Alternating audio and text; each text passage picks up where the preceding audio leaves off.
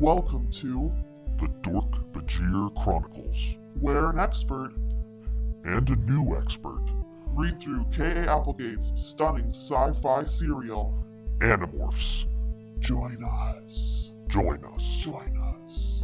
Join us. Join us. Come on, get in here.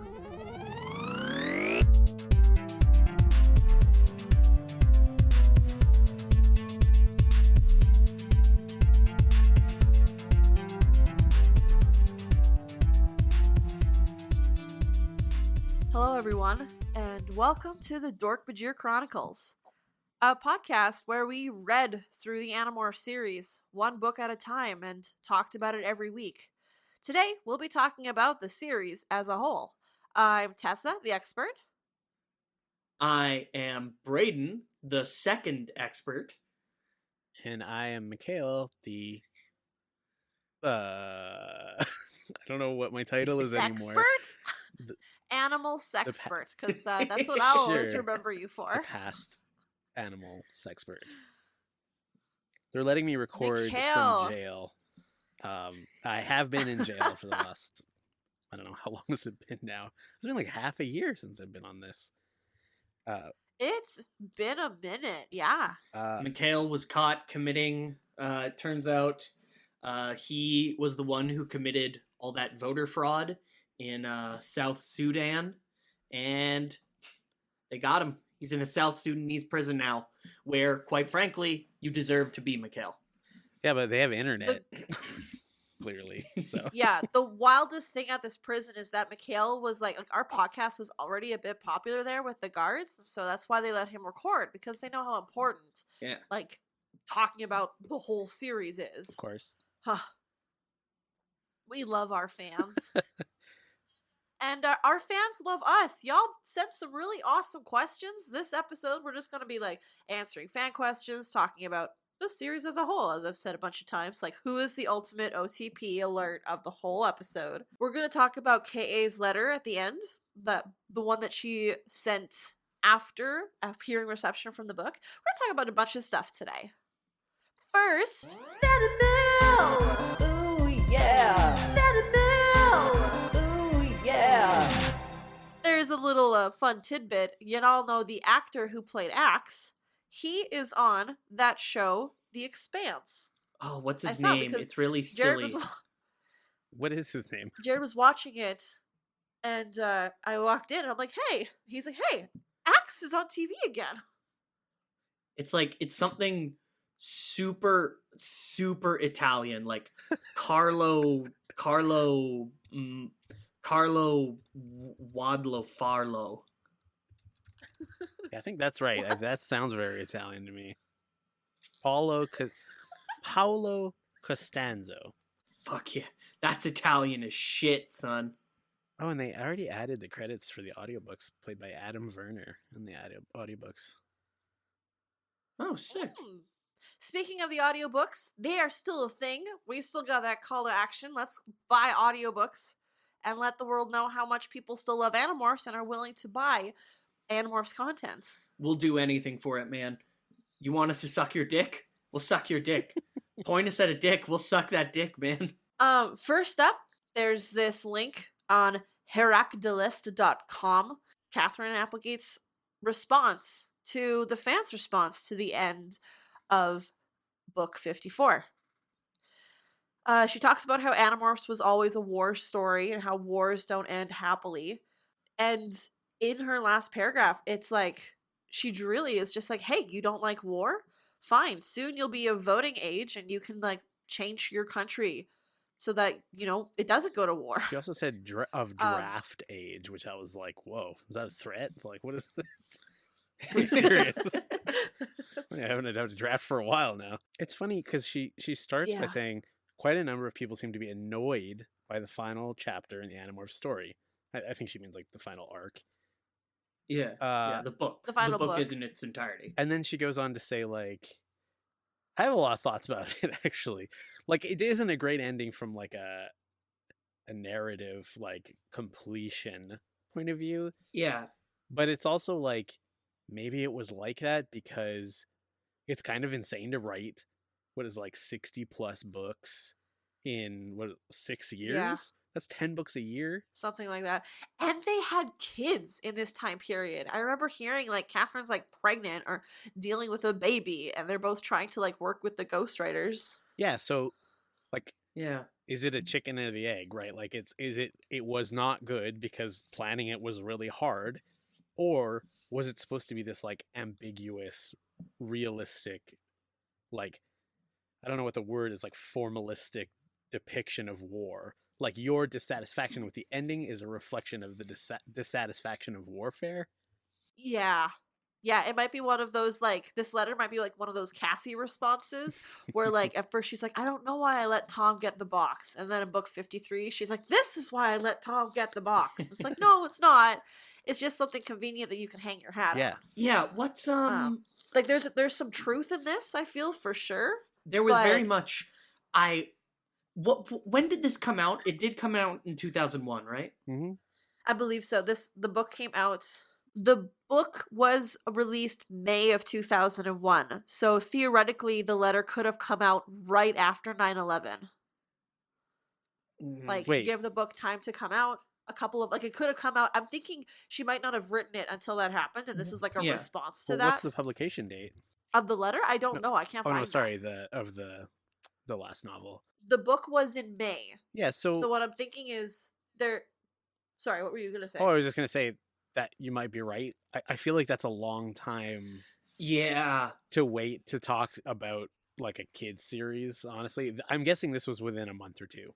Yeah, the that's end. fair. Oh shit! But it does kind of read like it's kind of, oh gosh, prescient in a way. Like there's almost some level of foresight there that we are about. Like this wouldn't be a big surprise to anyone, but America has just been, especially in 2001 and 9/11 was not the beginning of American aggression in the Middle East, American occupation and war fighting in the Middle East, but it does seem oddly prescient that this letter about vote in a way that makes you feel safe in not having to deal with this but real came out in 2001. Maybe it's also because like this letter would have definitely been written during George W. Bush's presidency, right? Yeah. Yeah. And- No, I definitely and would have. A lot of people were not super happy with him even before 9/11. Yeah. Yeah. Although he was kind of he was a bit of a sort of, what's the word I'm looking for? Like honestly a dud Republican. Like he kind of had a very forward face, like he had a public image of just like this dope. He was honestly like even before 9/11, he was very much like the dopey president who like, I went to a small town and I helped make a garden. Do you like me? Wow, hot takes on George W. Bush on this Animorphs finale podcast. Wasn't expecting that. Yeah, we also got weirdly political about politics in a different country from like 20 years ago. That's the whole mean, angle. I think it's like it's cool to talk about, but it doesn't really make a difference for like that if we're talking Yeah, about fair. what she was talking about. at the Yeah. time, Fair. right? Which I think this was the very first time that I've ever read a call to action in a fiction book, especially a book for kids. I mean, it's not that it was in the book, but about the series and from that kind of author. This kind of like, hey, you can go out and change the world from a fiction book. Yeah, Yeah. I loved it. I think, yeah, I guess to talk less about the sentiment of the letter and sort of the politically fraught time it sort of ended up coincidentally coming out in. I guess I appreciate I certainly from Catherine and maybe to some extent Michael, I don't know how much they would have cooperated on things that weren't actually the books, like just public facing letters. what I find, my thoughts on just the letter and how it's addressing fans who are upset is I really appreciate like the idea of voicing your feelings to an audience who maybe is a little young to understand that sometimes art doesn't follow this like simplistic structure of beginning, middle, end in the same way, but at the same time, I can understand where this audience comes from, why they would be upset with this very unending ending after years and years and years of serialized fiction ending by not ending. Like I just now I just sort of thought about it, and you probably could have ended this book. It would have been, you would have, without moving a lot around a lot of the other parts, you probably could have ended this book with them stealing the prototype blade ship and then just saying, "First star to the left, straight on till morning, Spock." Like I feel this didn't have turn to into an end. exploration thing.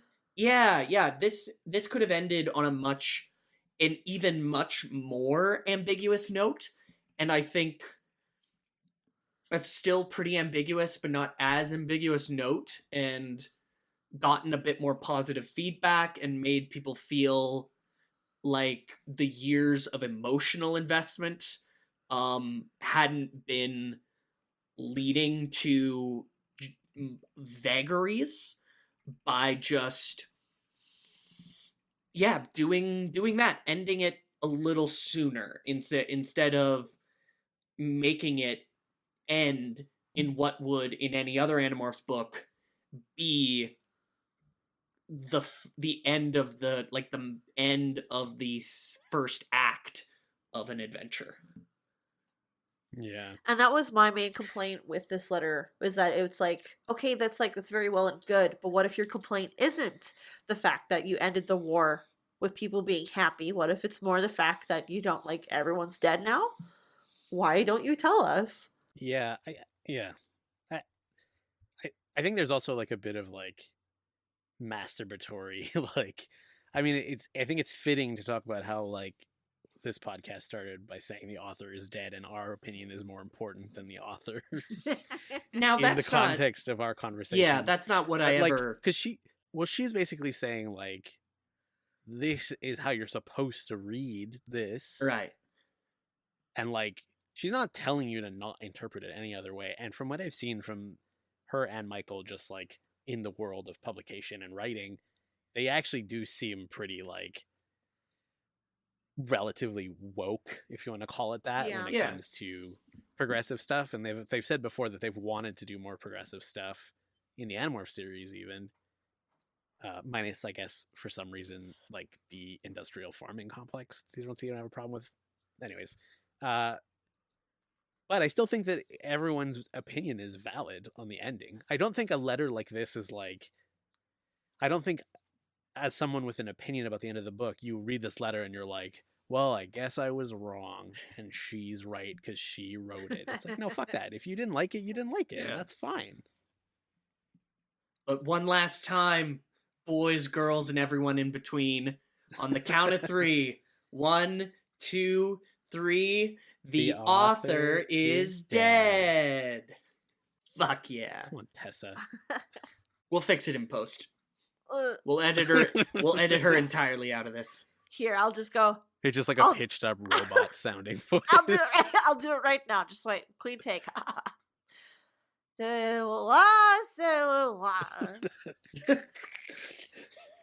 Fuck yeah. That sounded about normal for you, I think. Yeah. It's really funny that we say that the author is dead, because then, and we're talking about the ending here, because I've got a little spicy tidbit that I have. I have found information from a Reddit AMA that Michael Grant did like 4 years ago, talking about Animorphs, of course. And someone says, at one time in the past, Elfangor had, in his turn, rammed the blade ship and survived. Was the Rachel's maneuver a deliberate callback to this, a hint that the group would survive? And Michael Grant quoted that part and said, "It's gratifying when the penny drops." So the author is an dead. idiom that I just don't know what that means. Sorry, what? What does that mean? When the penny drops? Yeah. That's like when you finally like understand something. Like, oh, Yeah, it's like their symbol is an oil drop because they're the Oilers. I think Yeah. it's like a Never heard reference of 'em. to like when you flip a coin and you see whether it's heads or tails. Okay, Yeah. so he's saying that is a callback to Elfanger doing that. Yeah, he's kind of like basically saying you got it. And the author is dead and all that, but yeah, like that was really exciting. I had not seen that before ever, which is wild because I feel like that should have been pasted everywhere. So maybe other people don't know about that. But that's the thing that Michael Grant said about the very end there. So That makes sense, though. I mean, ew. from like a narrative point of view. Yeah. But then like when does the 1 become the 5? How are they going to defeat him? Yeah, where's the 1 Chronicles? Maybe that's why it ended that way, was just like in the children's lit publication industry, you're not allowed to just end things from a commercial point of view of just like, Yeah. listen, you need to set up this insanely Mhm. long running kid series in such a way that if marketing deems that it makes sense moving forward, we can hire someone else maybe, and they can write the 1 Chronicles or whatever the fuck it would be called, right? That would be wild if that's the one that they decided. But speaking of Chronicles, I am thinking we have a fan mail from Dr. Pete, of course, talking about Hello. Megamorphs 5 that we talked about last week. There was an error with the contract negotiation. When the final arc was plotted, KA thought that there would be a final Megamorph after book 54, but by the time the mistake had been realized, the final ghostwritten books were already locked down. So he goes on to say that a lot of the problems with the pacing of the ending make more sense when you realize books 53 and 54 had to cram a planned plot for 2 main series books and a Megamorphs only into 2 main series books, which is a lot. Like apparently the Yeah. mistake happened because somebody forgot to count Visser as one of the Chronicles because it's like because it's got a different name. Oh. Man, the editors of this series were like not. I shouldn't say editors. I should say like the designers, because like the fucking front of the books and the back of the books and the taglines have never made sense. Yeah. I know, right? and A blunder like this does not shock me at all. and then Mikael, also did the you- thing with like Did you take the chance to read some of the books that you didn't get to look at? Like, did you read the Elemis Chronicles? So that is the only one I didn't read. Oh, so really?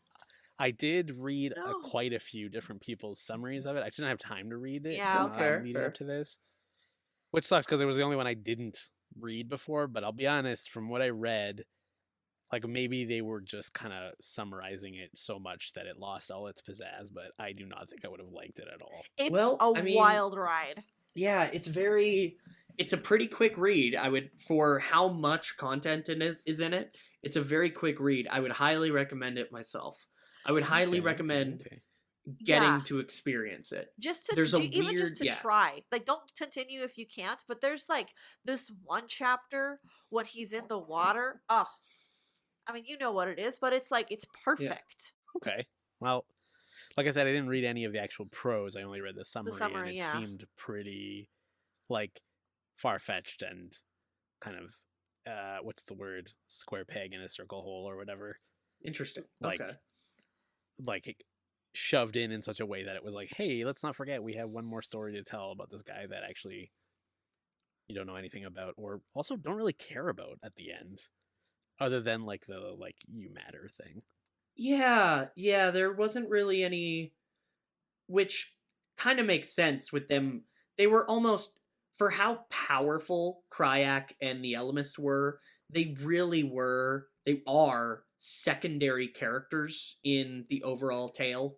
Yeah. honestly. So I think the Elemis Chronicles was really all they needed, personally. But Okay, here's a question then. yeah, Would you have rather had another Megamorphs book that was not a Sario rip and was not a time travel, it was an actual story, instead of the Elemis Chronicles? Oh shit. Yes. Yeah, me too, right? I'm gonna say I no. haven't read the I'm gonna Elemis say yet. no. I did appreciate. Okay. I really appreciated the Elemis Chronicles. I liked. Actually, yeah. I might change mine just Wow, that because was like there's fast. nothing like the Elemis Chronicles adds so much more to the story. And if we didn't have it there, like people are writing Megamorphs 4, like Megamorphs 5 in fan fiction as we speak, and they're getting pretty damn close to how actual Animorphs books sound. So like, whereas if You're we right, didn't and have I mean- the Elemis Chronicles, I don't know. Okay, I'm kind of totally turning around on it because I just had this thought. He tells Rachel this extremely long story because Rachel asked him if her life mattered. And he tells her Yeah. this story where she finds out exactly how old he is and exactly how many lives he must have seen. And he says, yes, Rachel, your life specifically mattered. Like, It's the just little that's white just Sorry, what lies was your that make point? life worth Okay. it, huh? I'm fucking with you. But like, right? Like, Well, I it's mean, just like- like the idea that like, yeah, everybody matters. If I don't think Well, like after a kid would get that necessarily, but I think it makes more sense when you look at the end of the Andalite Chronicles, because there's a point before Elfangor makes the choice, or is it after? I think it's after Elfangor makes the choice to help the Andalites and leave Lauren behind, where the Elemist is like, look at this web of interconnecting like multiverse lines and blah blah blah, and like your son's one line is going to make a huge difference and blah blah blah. So with that in mind, it's like the answer to pretty much anyone who Yeah. asks, does your life matter, is like, yeah, of course it does, because like the butterfly effect and chaos theory and stuff, Yeah. like of course it matters. yeah, you got me Not that there. it's the same. Well, Not I that it's guess the I same as guess you Rachel. won, Mikael. That's a point for you. My life matters. Dear diary. Ha ha ha. Well, that was great, chums. But let's jump into OTP alert. Not just an OTP alert, the last OTP alert. We're You know what's funny is like listening to the episodes without myself in it makes me realize like how much of a ghost I became because I'm not in any of the stingers. It's just you guys. So anyone who jumped in at the end is just like, oh, cool, Brayden and Tessa show. That's awesome. yeah, you disappeared. You scraped. You burned yourself from this land. Anybody Could have listening joined just it. like the last 15 episodes, listening to this one, like, oh, Mikael, they got the author? His name was Mikael, right? We got a couple of OTP alerts because it is the last one. Thanks, Brayden, for reminding me. I'm like that one girl on the last day of high school, just being like, it's fine. It's fine. We still have the summer together. It's fine. Just like furiously crying because I don't want it to be over. Denial. The best OTP moment of the whole series. I mean, I don't think it's any shocker. Maybe that's best that I go first. Is that my favorite moments were in the first like 10-ish, maybe 15 books. The Marco and Rachel, like, will they, won't they? That I felt was very Mhm. obvious. Yeah, it was. no it one was else definitely did. there. I was in denial. I wish I could like pinpoint a specific moment for me to like pick an OTP alert moment, but there was lots where he was just like, the grosser moments were when he was like actually making fun of Tobias right in front of Rachel.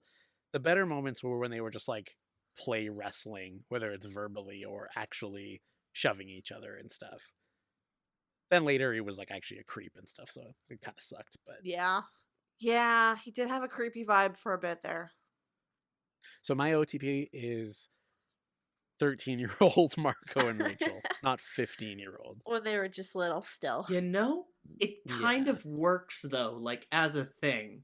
Like there's got to be some psychology there. Like Marco, for most of his life, never had a never had a mother in his life with his father to like during his more formative years for him to like watch and be like, Brayden. okay, this is what they're like. This is what these interactions are like. No, but Brayden, when do you think Marco's mom like fake died to be Visitor 1?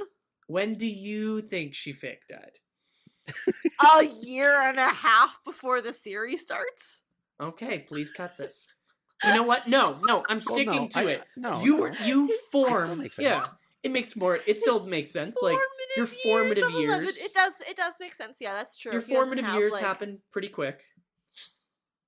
And I also think that it's like that dovetails into the idea that like Marco, his like toxic masculinity basically is a result. This is like a defense mechanism, right? Yeah. Like to not have to deal with the fact that he doesn't have a mom anymore. And obviously, how does that come out like sideways is like with interactions with women. Weird. Yeah. Anyways.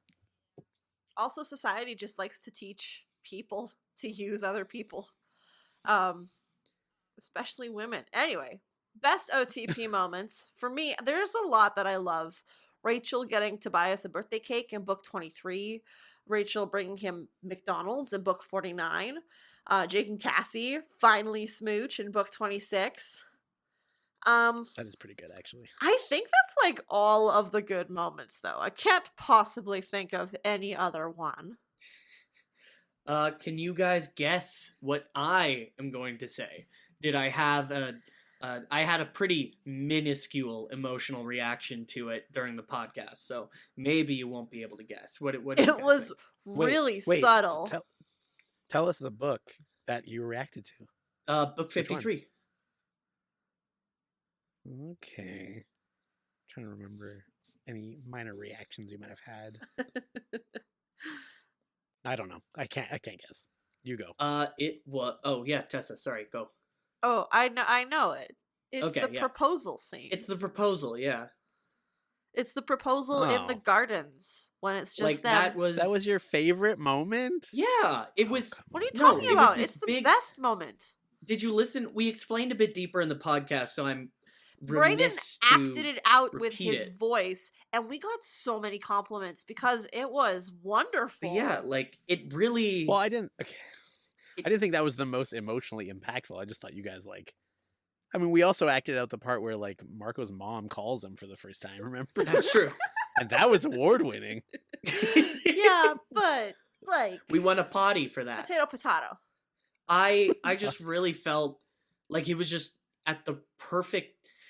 It was at the perfect time in the series. It was at the perfect time in the book, but more importantly, the perfect time in the series to just, especially understanding that this is the penultimate story in this series.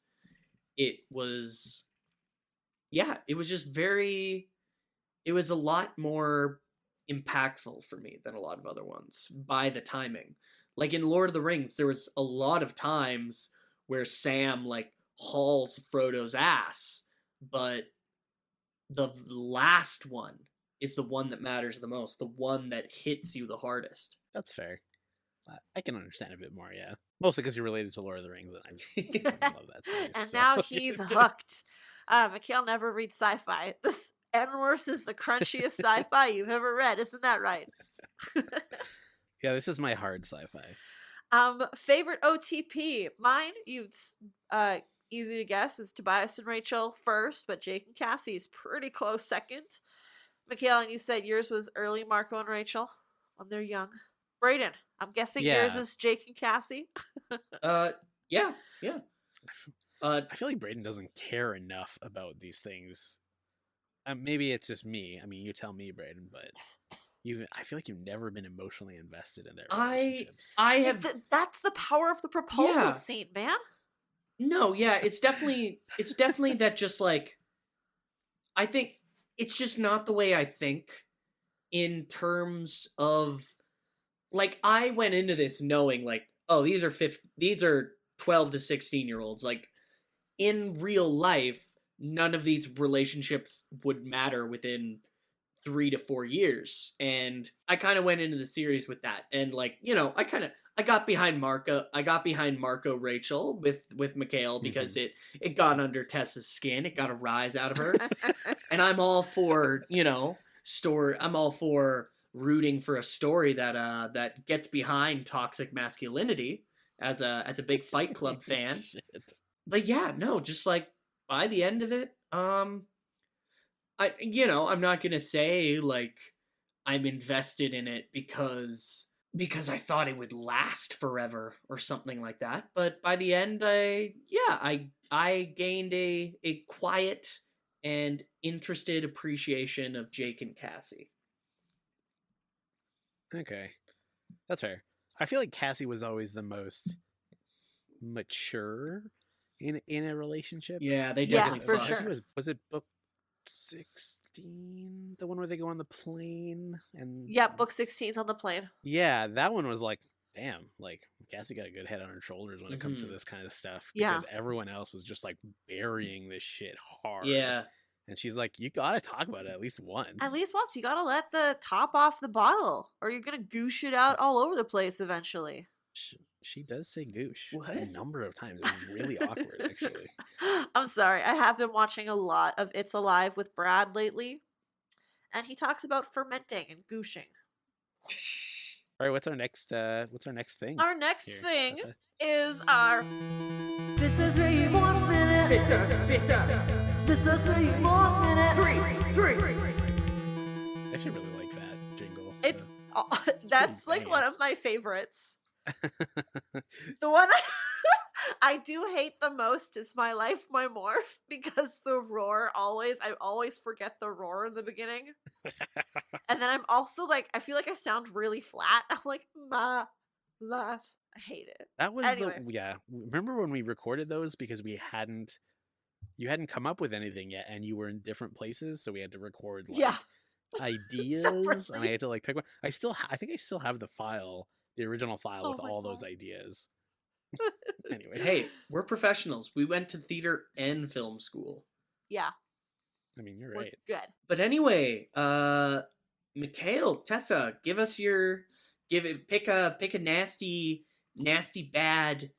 a nasty bad fleshy or scaly boy as your favorite. Yeah, favorite Visser 3 morph that he ever did throughout the whole series. The only one I can think of when I first read this question is the one he morphed in book 4, that weird fleshy lump just covered in little fishtails that were just all flapping against the waves, that just eventually, like a pursuit predator, caught up to the dolphins. Mm-hmm. But also, I always love me a Lurdathak. Lurdathak. I've been saying Letterthack. Wow, that's. I should go to see a also doctor. always say Letterthack. I just saw on Seropedia that it's Lurdathak, Or is that a typo? and I am ashamed. The old thacky boy. No, that's not a typo. Sort of the magic of the letter thack sort of left me when we found out in Dork-Bajir Chronicles that it was just like an engineered being, just Yeah. like completely made specifically to be exactly what it is. And I know that's sort of like It's less exciting if you don't know that, Yeah. if you don't think that nature did it. yeah. Yeah. I'm with you. Braden, what's your favorite? I loved the one I can't get out of my head is the freaky lightning baby from the mutation, because it's like the Nice. only one, I'd say it's really the only one we hardcore got to see in action, because Visor 3 wasn't using it against the Animorphs, so it was actually like narratively allowed to succeed, allowed to kill its targets.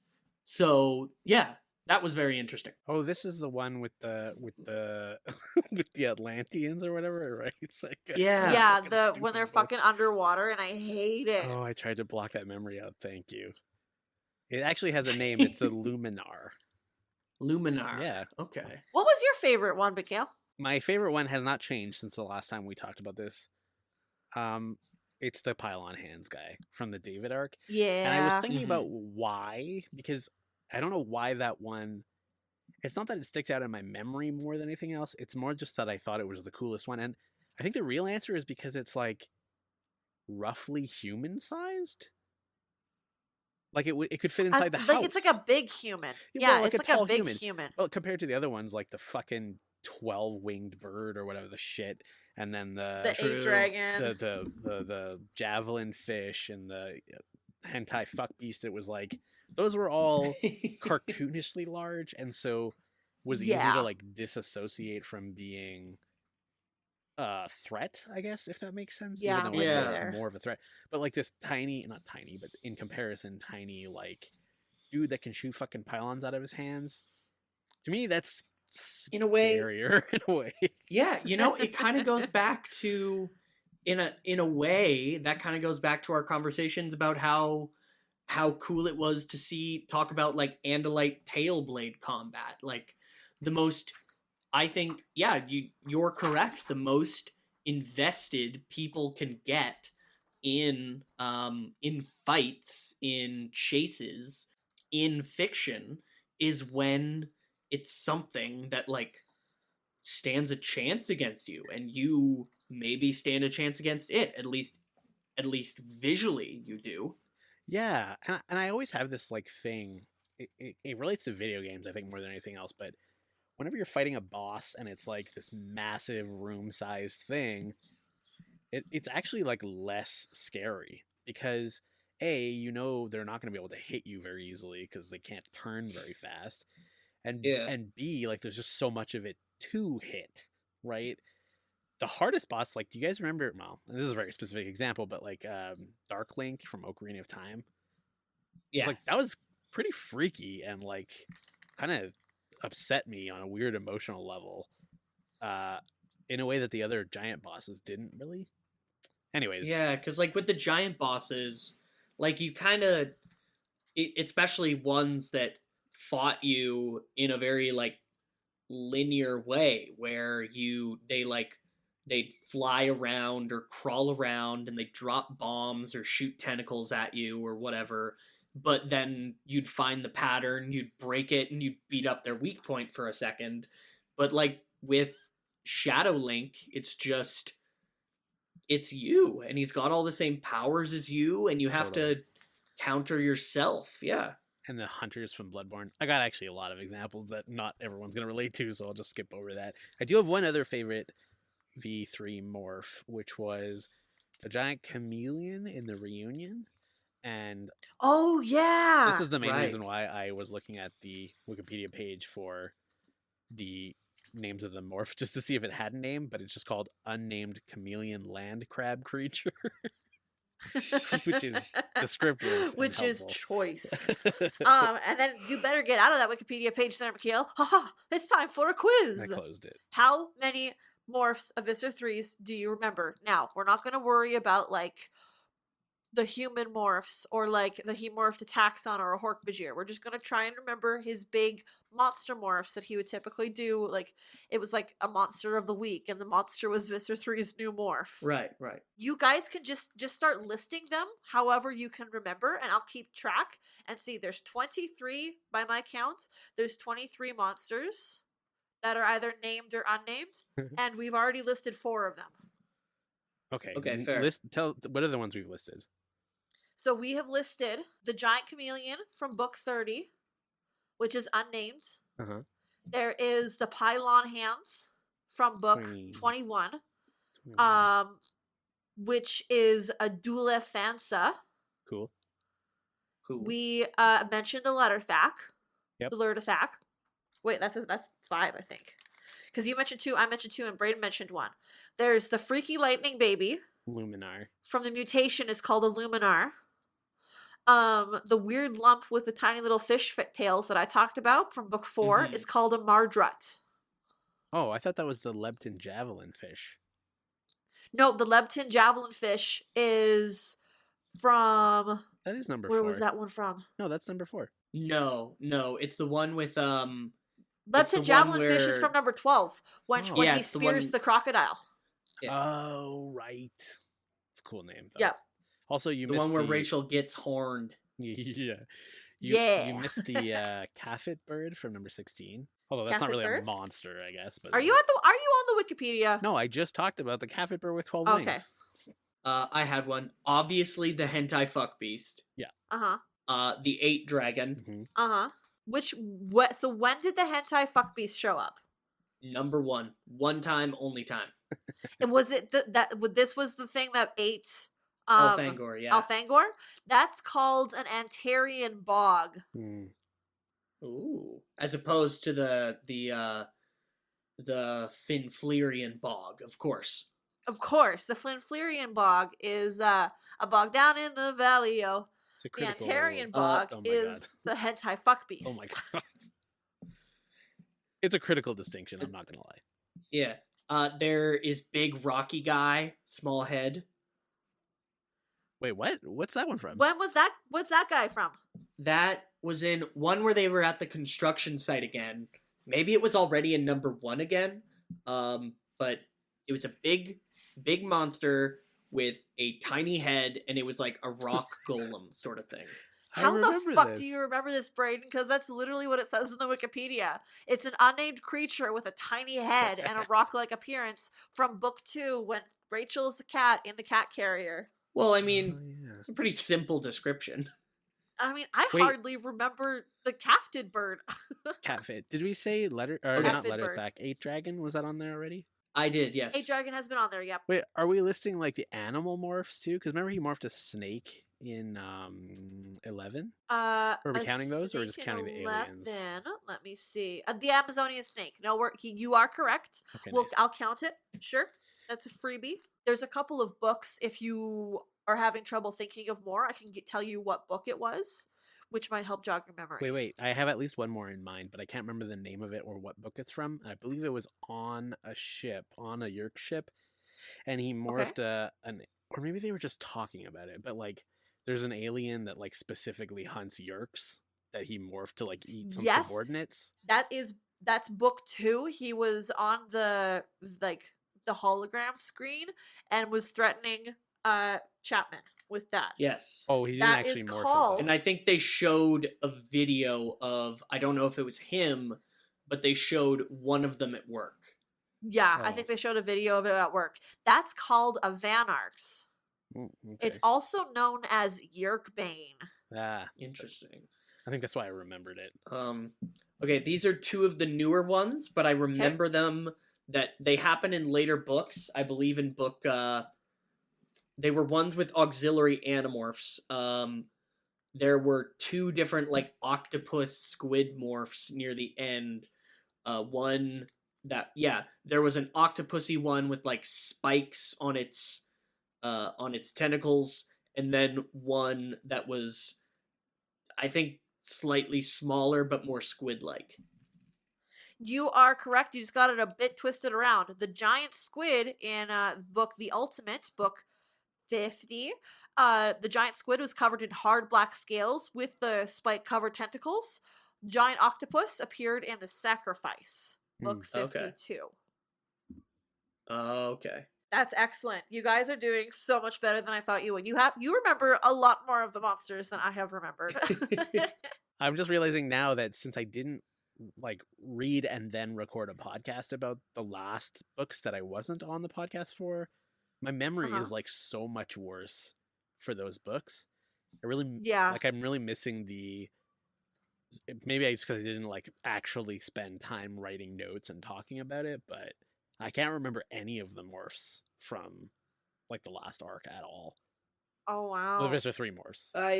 I mean, There wasn't you weren't a whole missing lot a of lot. new ones. Yeah. There was one in book 45 that you missed. Okay. There was 2 in The Return, which was the new David book. Oh God, that one. When he's fighting Rachel, he turns into 2 different things. And then there was the 2 squids, the octopus and the squid that Braden mentioned. Oh, So there's yeah. not a lot. Oh, there was a giant yellow sea serpent. There was the Yes, big there was. gray Book 15. pile of sand. Yeah, Ooh. that's fucking stupid. Pile of sand. When did that happen? We had fun with that one. I mean, it wasn't a pile of sand, I guess. It was like, it stunk. It was a big stinky gray pile of something. Unnamed putrid creature for the weakness. That's probably it. Oh, where she's split in two. Was that where she's split in two? Okay, the weakness is because the weakness is when she's in charge of the team and Cassie gets captured, and it maybe. says that's an unnamed putrid creature. Putrid sounds right. Putrid sounds like it's describing what I'm thinking of. Book 32 doesn't have, he didn't appear to morph, so it must be that one that you're thinking of. That's another point. Okay. Oh, the one where Marco, they go to the underground Lyran, the hammerhead shark one. What was that? 15? Oh, the hammerhead shark one. That one is 15. Yes, he is the giant yellow sea serpent creature. Yeah, because I remember the Dork-Bajir Yeah. come in and they have like underwater jetpacks, which I thought was Right. sweet Yeah. as hell. This is the one where he puts his mouth on like Jake, and then Rachel like has her claws in him and is like, let him go. Oh yeah. And Mr. 3 is like, it seems we are at an impasse here, and Rachel twists her claws more, and he's like, you're very convincing. I'll let him go. He has been like threatened with death, and it's worked so many fucking times. Because he does not want to die. Like he thinks that he'll be able to beat them, like in another style of combat. I'm just saying, like, gotta make a contingency involving like your minions or something when that happens. Like, jeez. Right? Yeah. Actually, okay. Yeah, he doesn't make any plan. Okay, this time when they threaten my life, I want you to do this. I'll read a couple of my favorites. Sure. There is the Kaffit bird, but there's also the Kaftid. That's an alien creature with 8 legs, a seahorse-like head with leathery wings, and the wings are on its head, slimy green frog skin, and it's able to spit acid. Okay. He morphed that in The Pretender, where Tobias finds out that he is Elfanger's son. That's a good one, actually. Mm. It's a good book because it's a horrible morph. One that I really like that's disgusting is an unnamed creature from book 29 that's just a huge eyeball with long yellow tentacles for eyelashes. Like, that's disgusting. I don't remember that at all, but that sounds amazing. He, like, zaps Cassie's wings as she's trying to fly out of Yeah. the Yerk pool. Yeah, that sounds right. You guys, out of 23 monsters, you guys named 17 of them. That's not bad. pretty good. Oh, That's not bad. It's definitely more than I thought you would. It's definitely more than I did. All right, y'all. So first up, we've got some questions from our patrons. We had a Patreon for a brief period of time, and one of those things you can get on Patreon was a Discord server with us. And I guess one thing we never clarified is we never shut down the Patreon. We just stopped taking monthly payments so that everybody who did pay into it could still see all the content instead of shutting it down so nobody Yeah. could see it. we are going to be shutting it down completely, though, pretty quick, probably Yeah. by the end of the month. So take a look at those if you are a patron. Just your last reminder, take a look at those bonus episodes if you haven't yet, or read the essays if you haven't. If you want to get a chance to look at that kind of stuff, you can still sign up, a one-time payment, and you can look at all of our bonus episodes, our essays that we've done over the years, any of that stuff. By the end of March, the Patreon will be shut down completely. So we love you guys. We you for being patrons of an Animorphs podcast, which is wild. I never thought that would ever happen in my life. We were professional Animorphs podcasters, you guys. That's something you can put on your resume.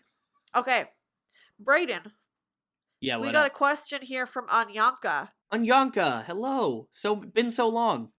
He asks, what did Brayden expect when starting the series, and how did those expectations hold up as you progressed through the books? What I expected. I think I don't think I never wanted to give the impression that I was going in entirely naked into this wilderness. Like, there had to be, we had discussed Animorphs before this, like, Tessa, as the expert. You have been a fan for years, and we have been Yeah. friends now for years. So it had come up. I believe you quite a few times, once or twice, you made druids at like D&D and Pathfinder games based on Rachel.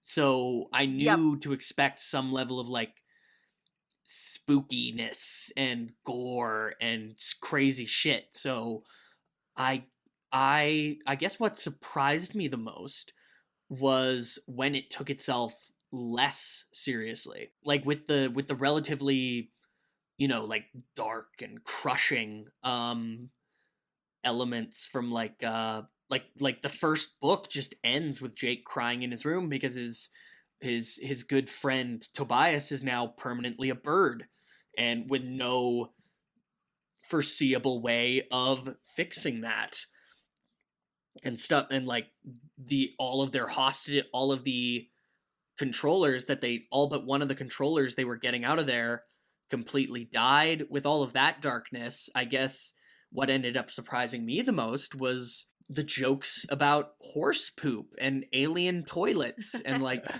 the moments of the Marco having one-liners and like bumping off of Rachel and Tobias and Axe and everybody. And there was an underground dog paradise throughout the entire series that was really amazing. And so yeah, I guess what I didn't expect was that what I did not expect was that all of this story about child soldiers would be so bright. Yeah, I guess especially knowing where your imagination goes, Brayden, you're probably thinking some dark stuff. Mm-hmm. No, but it's hidden dark stuff. Except for the last like 3 books, which is For the like last- they're not hiding last that couple books. anymore. No, that's when it gets like cranked up to 11. Anyanka also asks, has rereading the series as an adult affected Tessa's perspective on anything regarding the books as opposed to when I read them as a kid? No real change in perspective, I think, because it's not my first time rereading them as an adult. It is my first time rereading them in a while, though. Like, I read them all through in 2017 when we first started the podcast. And then before that, I did a reread in like 2011. So I had a 6-year break where, you go to college and you can't read anything that's fictional for a while. Because college is like, hey, you can't have fun. I think the only thing that really changed was that I understand more of the nuance. Lag in the books, I don't know how much of that is me becoming an adult, though, versus me hearing other people's thoughts about when they found the nuance. I kind of absorb media at a very surface level. Like, I'm like, what's Rosebud? Why did he say Rosebud? Like, it just goes right over my head. I'm like, huh? Wow, That doesn't make he any really sense. did. Okay. Wow, he really liked that sled. Yeah, wow. He loved that sled. That's It weird. must be a quality sled. Like, oh, I didn't think he was that kind of guy. Mikael, did you want to field the question that was directed at Tessa at all? Even though you didn't get as far, like, yeah. What are your thoughts on what you reread? So, yeah, I was kind of thinking about it as you were talking, Tessa, because I have not reread it since I was 13. Like, I was reading them as they came out. Actually, maybe closer to like 10 when I was reading them.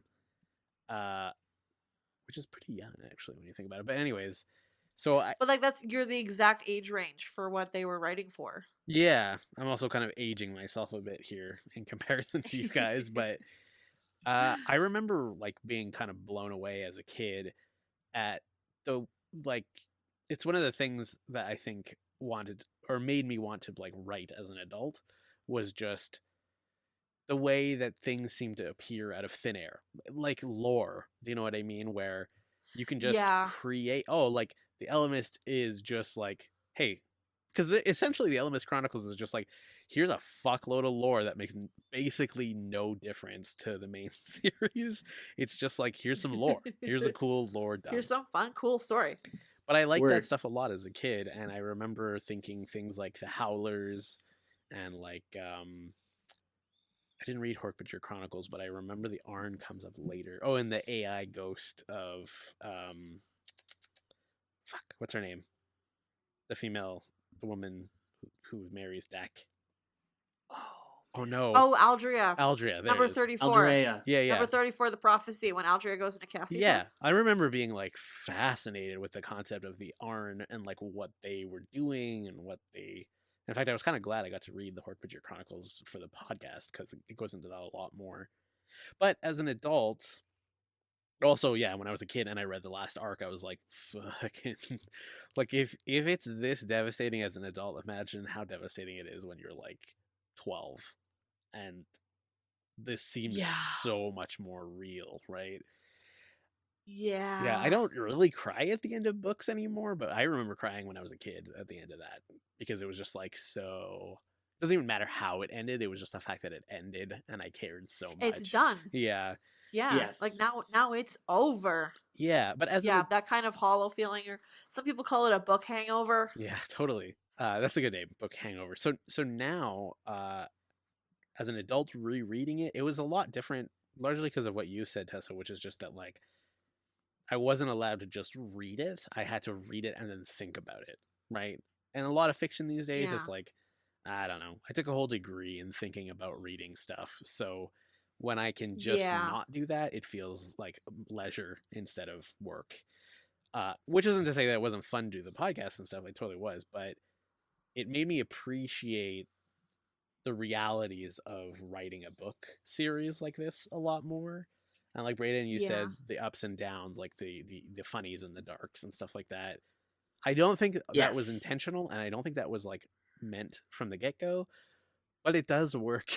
It does work pretty well to like read a pretty serious thing about Marco trying to kill his mom, and because he has to like save the planet. Yeah. And then follow it up with like, and then there was a buffalo that could morph. It's like, yeah. Well, when you talk about it as writing as a process, like, you know, deliberate or like, was it meant to be that way, is as I'd say salient as saying, did you mean to every time you moved your mop back and forth if you're a janitor, or did you mean to every time you put a plate down as a waiter? Like, it's just, when you talk about, it doesn't, again, what I guess not one last time, because now we're saying it one last time, the author is dead. I'd say not even in most ways, not even the technical fact that a human being made these matters to the interpretation of the story. Just to tie it all back into the question is like, as a kid, I didn't understand that someone made this stuff. I just assumed I was like getting direct information from some other part of the planet, right? But as an adult, and especially since I like read the Wikipedia articles for every single book and stuff like that, it made me realize both how much like goodwill and intention was put into it, but also kind of the farce of overproducing art. And sort of like the monkey with the typewriters, like what could come out of that, right? And in the end, it was good. Like the ending was, if not satisfying on every level, it was satisfying in a way that I wasn't like, oh, this was boring and pointless. It definitely felt impactful, right? Yes. So in that way, it worked. Like I think it did work. And I still believe that. I believed it as a kid, and I believe it now. All right, we got a question from Cuthbert. Which of the following teen drama elements would have made the series better? Or which teen drama element would make the series better? Some of what Cuthbert suggested is include eating disorders, finger banging, poorly understood anarchism, and Marco eating comically large amounts of food. Just all the time. His example being, like maybe in one book, he has a chicken leg the size of his head, and then eats a dozen pieces of pie, like Mulder in that one X-Files episode. I would love to see how these kids engage with social media, personally. Ooh, oh my god.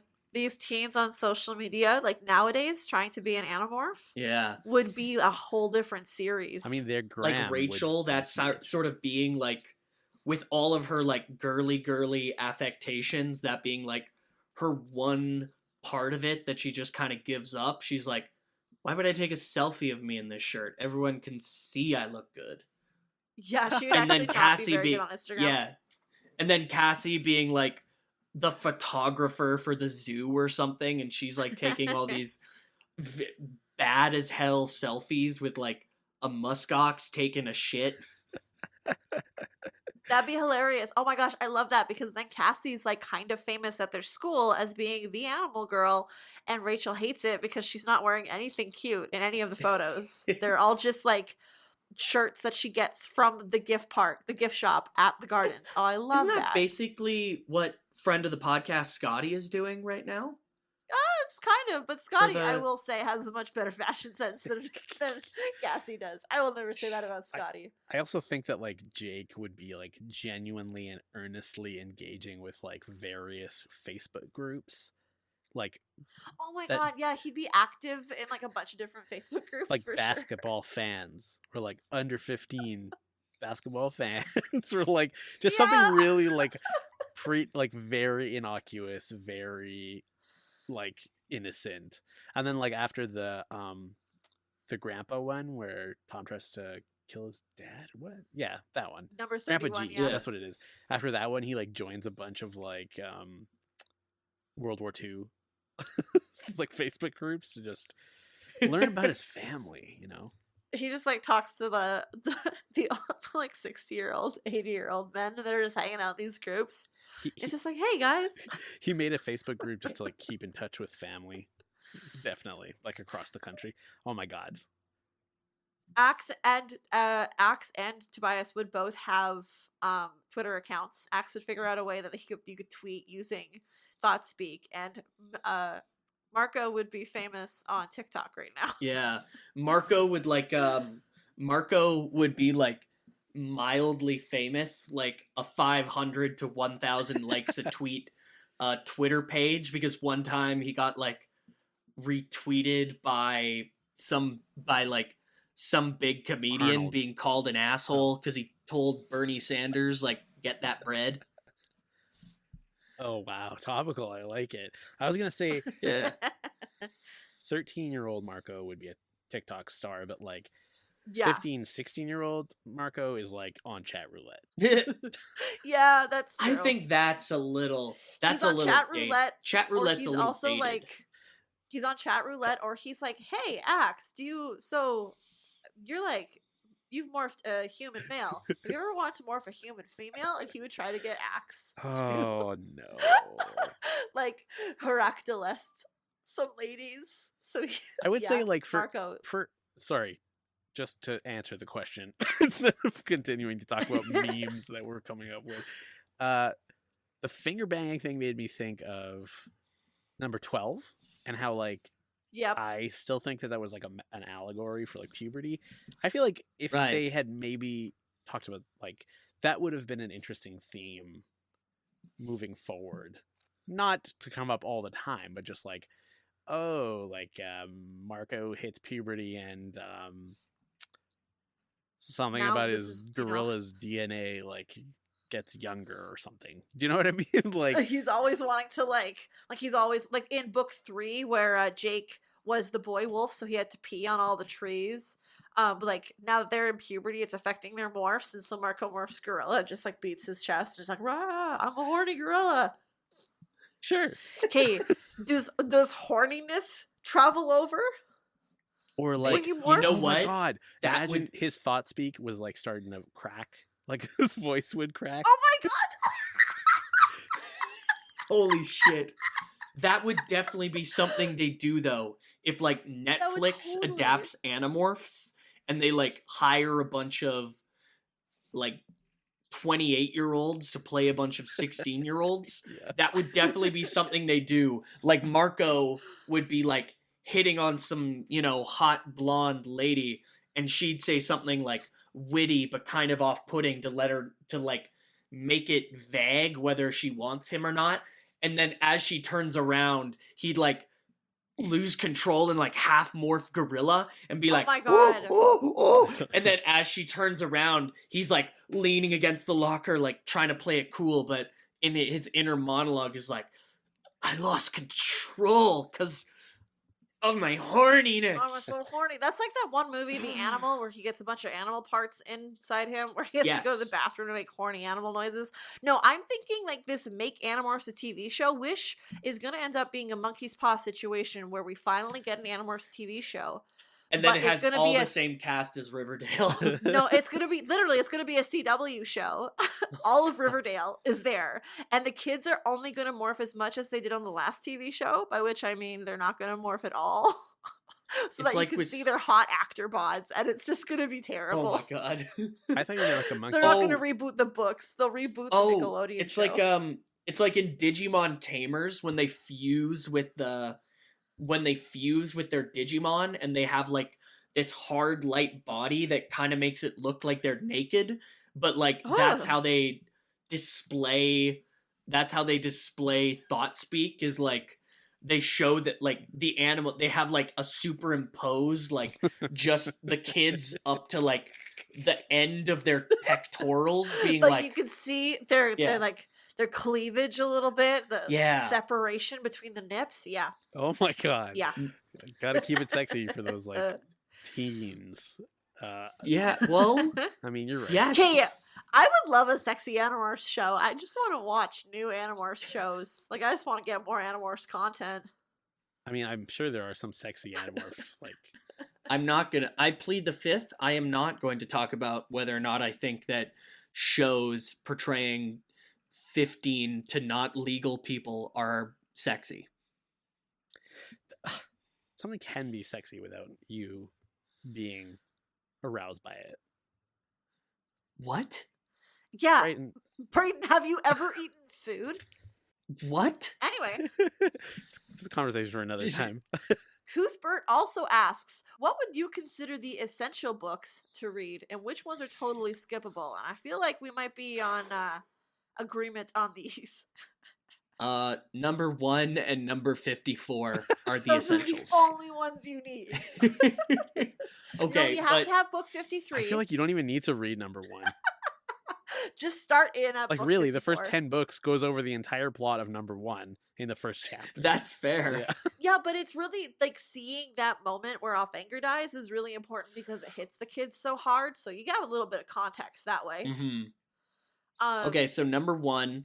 I still think he did some like thought speak powers on them. Because why do they care that much about him? Anyways, because we talked about Tobias that, yeah. dad. So number 1, number 4, because that introduces Axe. I'd argue the whole first 10 books because that also includes the introduction to the Chi, which Mm, we then like know Yeah. about, and then we just need book 27 and then have them be in the end, and there we go. That's the story of the Chi. I think the Chi ones are dumb. Really? I'm not gonna lie.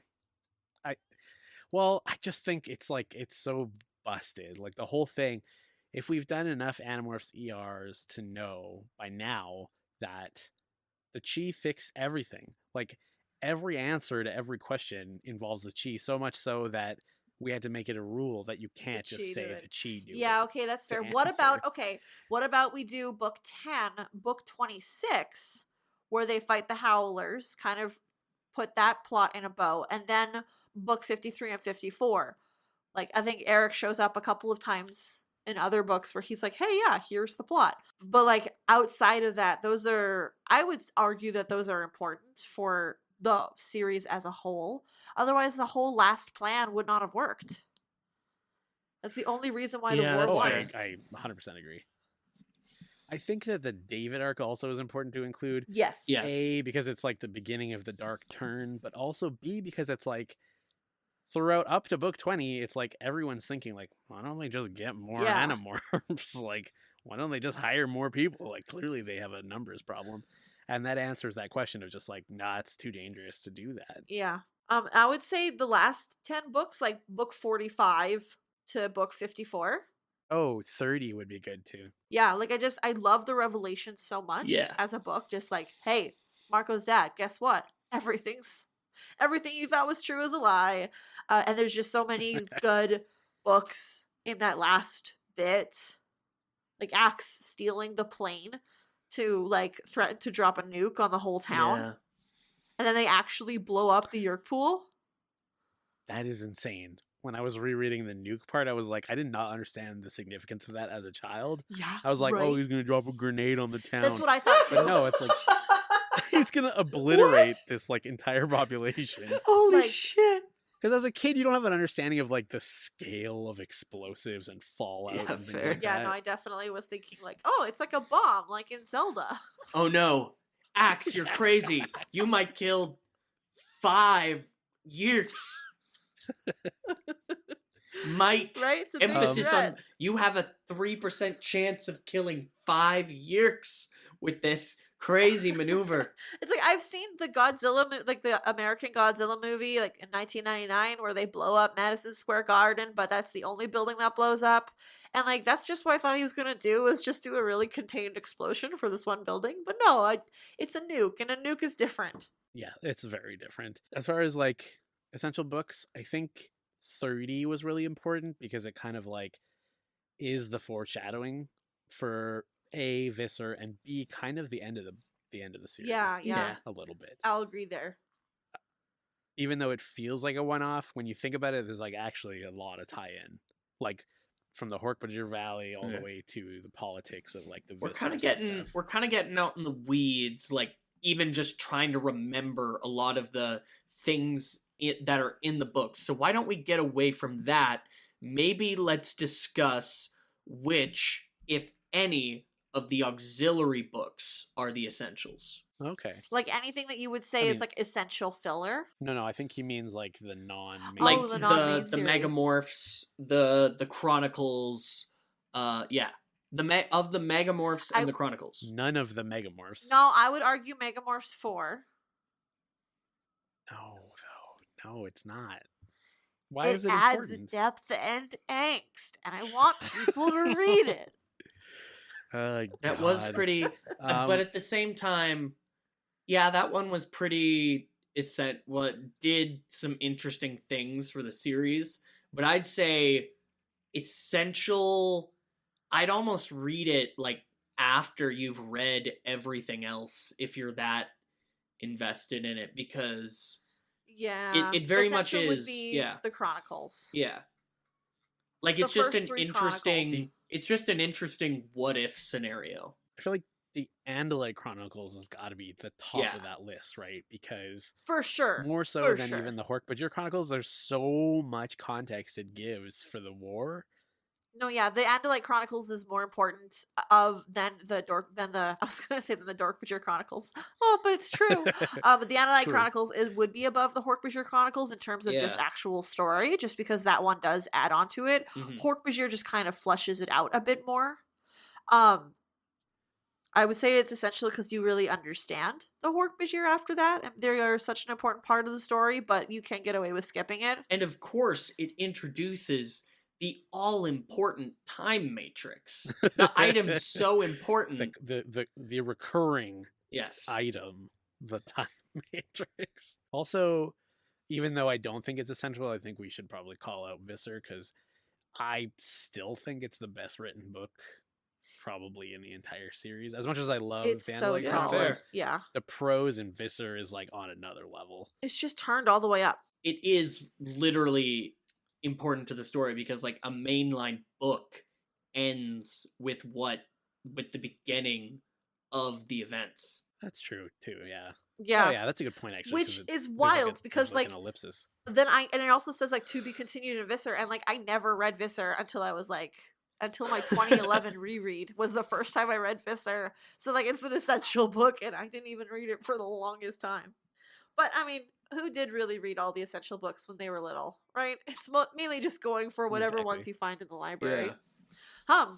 I also would have been pretty bored by Visser as a kid. Yeah, I can tell it's you one of that those right ones that's like extra Yeah. interesting if you're an adult. Brayden, Yo. Mhm. Redtail has got a question for you. Oh yeah. Which scene or moment do you think was the biggest turning point of the war? Well, definitely the original Visor 1 getting knocked out and Visor 3 Yeah. becoming Visor 1. That was what Yeah. I think if that hadn't happened for years and years and years, they would have continued at the same pseudo-paced strategy until the Animorphs did something just probably that they would never have done something too big to ignore and probably would have failed, or the Andalites decided to Q-virus the planet. Counterpoint, if we go even further back, wouldn't you think that Elfangor knocking Alaran out on a sort of moral ground was the biggest turning point? Oh, interesting. When? In in Andalite Chronicles? Yeah, because without Visser 3 or Esplin, whatever, Yeah, literally. I feel like the invasion of Earth would have had like an undercurrent of compassion, because Visser 1 would have stayed in charge probably, and because of her kids and stuff, there would have been less turn to violence. Oh, that's fascinating. Just a theory. It's not a I question think for me, also but- like humanity would have just completely lost then, because the only reason why Nobody would have noticed. Visser 1 would have been so good at being infiltrative. Like, Listen, whoever took under I've said it once and I've said it a million times. I would definitely volunteer to be a leader, so you're pleading to the wrong audience. Okay. How about another question for Brayden from Red What Tail? up? Besides Rachel's death, which moment in this series was the biggest shock for you? Maybe we should also address whether or not Rachel's death was a shock for Yeah. you. Yeah, I Maybe. guess it didn't end up There was being so. Which, it's really hard to keep spoilers from like a book that Yeah. ended I mean, 20 years ago. It was my fault. Let's It put it out was. all on the table. I made a meme, assuming Brayden wasn't reading them, which isn't I was on fair because we Twitter didn't talk a about lot. that at all. like, it's. I Yeah. remember that because I was like, years ago, I was like, Brayden, I think you'd like Twitter. Yeah, that was like Then we I started the remember it, podcast. and And we're I like, hey, do. Brayden, you should join Twitter. What a mistake that And was. it was like a virus spreading across the internet. No, so like at the time, because you weren't on Twitter near the outset, or at least I don't think you were right away, but it was during the period where you were becoming more into Twitter that meme about Squidward crying over the grave and it said Rachel. Yeah, I remember this one. Yeah, Rachel and my childhood. Yeah, and I was blasted by everyone to like saying like, "Hey, this is spoiling a huge moment for Brayden." And in my mind, I was like, Brayden's not going to read this. And then the next recording, you're like, hey, what about that meme? What Yeah. a meme you made? And says I'm like, Rachel died. cool. And Tess and I vamped and did the worst fucking job in the entire world. I still remember that conversation of just like trying to get you to believe that wasn't real. I'm pretty sure I mentioned that Tessa made D&D characters based on Rachel. I'm pretty sure she mentioned, yeah, I had the idea that when she dies in the books, she comes back as a druid on another planet. And that was like, Yeah, I still have that idea. Yeah, I might write and I that was like- fanfiction. I don't know. and I thought, and I only remembered it now that I remembered there were D&D characters. Yeah. Oh yeah, she fully just, Yeah. she full on told me that. But like, you weren't gonna read the books. I wasn't. We hadn't talked about doing a podcast no, yet. not even close. So it's fine. It's fine. We're all to blame here. I take full No, it's responsibility fine. for that. Shocking moments. I, Yeah, what was a big surprise? book 1, Elfangor gets fully eaten in front of these children. Like, I guess I kind of knew it happened. Like, I had caught some of the TV series back in the day, so I knew there was this animal that ate Elfangor, or at least I had the idea of it, but like, yeah, just like seeing that it got described in the book was very much, I guess there was something in my head that was like, oh, it's gonna like cut away, and then Elfangor is gonna like limp out of an alleyway in book 20 with like missing a leg, and he's got a gun, and he's like, come with me if you want to live. I have amnesia now. Yeah. But yeah, just that immediate death in the family of Elfangor getting vored by the hentai fuck beast. I'd say that's my most shocking moment. My most shocking moment was when Tom was revealed to be a Nazi in the Grandpa G book. Yeah. Nazi knife, I'll never forget. Yeah. Got a Nazi knife. What about the shock, Brayden? You had a big shock about reading book 53 when our favorite Taxon showed up again. That was pretty cool. Yeah. Yeah. Mikael, did you remember that happened? Were you surprised? Yes, I did. I forgot to That mention was it pretty earlier. cool, That was yeah. pretty wild, even though it wasn't like enough to satisfy my need for the Taxon Chronicles. I know. I need I was pretty them. excited. Another question here from Asnuin, patron Steve. List your favorite book for each narrator. Let's do like a, I don't know, round robin maybe. Everybody's favorite Jake book. I love 53. I'm sorry, Jake, but I love when you start to crack and lose your mind. Brayden? I love book 41, The Familiar. I liked 26, even though I was blind when we read that because of my eye surgery. I did eventually go back and read it, and it is pretty sexy when the Howlers are defeated because Cassie kissed Jake. Because Jake taught the Howlers how to kiss. Yeah, it was basically like teen horniness wiped out a species. I love it. Okay, favorite Rachel book. How about we do it like this now? We'll on 3, we'll all say the same number, or we'll say our number and see what each other says. Okay.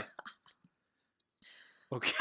That's a horrible Maybe. radio, but okay. Let's do it. Okay, for Rachel at least, we'll try it. Rachel, 3, 2, 1. 32, 22. The Separation. 22. Really? I knew Get you the were gonna fuck pull out, some kind Brayden. of stunt, Brayden. What do you mean stunt? Motherfucker. 22 is clearly the best Rachel book. There's not even. No I can't even. joke. 22. The 32? only book you need to read to get Rachel's whole personality. I've been pretty honest about like the idea that I always felt like the Amazon princess, Xena warrior princess, compared to her girly aspects was always kind of forced. So to see that kind of like almost mocked, So you just liked having it out on the table. yeah, basically. just to see it Yeah. sort of like almost poked and made fun at did make me happy. You also just like. That's fair. Never mind. That was a bad joke. No, make it. That's what this podcast is. You also just want to put yourself in like Marco's head where he can look at 2 Rachel babes and be like, awooga. Yes. Well, yeah, Also, definitely. Rachel like full on came on Yeah. him in that book. Like, Oh yeah, both- for sure. She said that Marco was cute. Both halves of her either wanted to gently kiss him or whip him violently. Okay, favorite Tobias book. You know me, it's book 33 where he gets tortured. Ugh. Yeah, we all know what you're into. Shut up. It's not true. I liked 23 23 is for a good. couple reasons because there was like a needless. I mean, it was kind of needless that Tobias is Elfangor's kid, but I really actually like on looking back, I really liked the him just being like, yeah, I'm a hypocrite. That's life, baby. Like it was kind of the end of his hawk human conflict, That's it. He got over it. pretty much. I'm a big fan of number 13. Yeah. That's pretty fair. Where he Book 13 is gets so his good. morphing back and can really start where he gets more choices in his life about where to go and like what to do with himself. Yeah.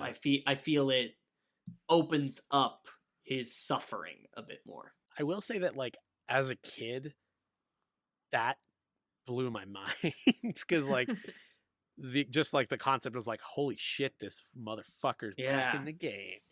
Like that's huge, especially for someone like, you know, more invested in the magical sci-fi part of it. All right, favorite Cassie book. Out of Cassie's books, my favorite is number 14, The Unknown. We kind of Yes. we piled on it a lot like in the moment, but there's nothing like a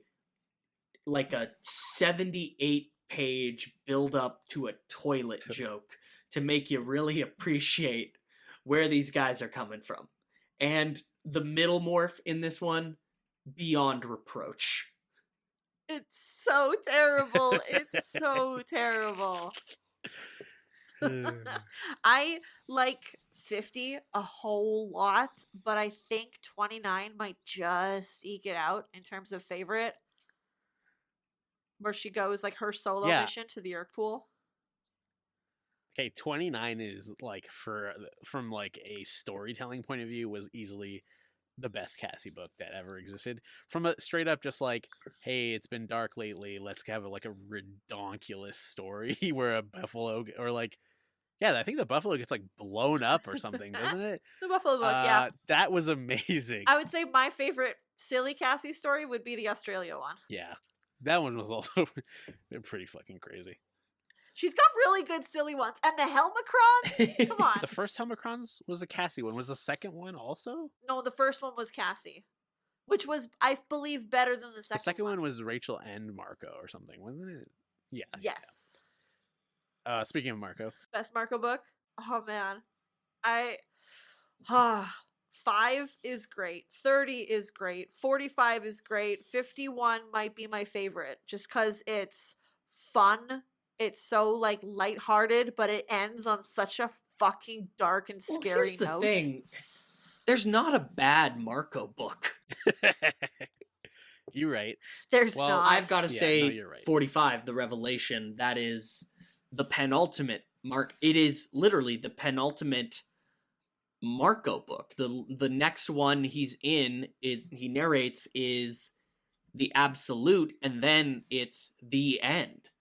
And I think, yeah, probably the Revelation is the true end of his story. Was 45 the one where he tells his dad that Nora was a Yerk? Yes. Yeah, 45 is the one where he lies to his dad, and where he tells him everything about the Animorphs, but he lies to his dad and says that Nora was already a Yerk. That's definitely some... Or that there was a good chance she was already. I mean, it's pretty harmless, I guess, unless his dad ever found out. But that's definitely the culmination of like the clear, bright line. Because in 30, he wasn't given a chance to kill his mom.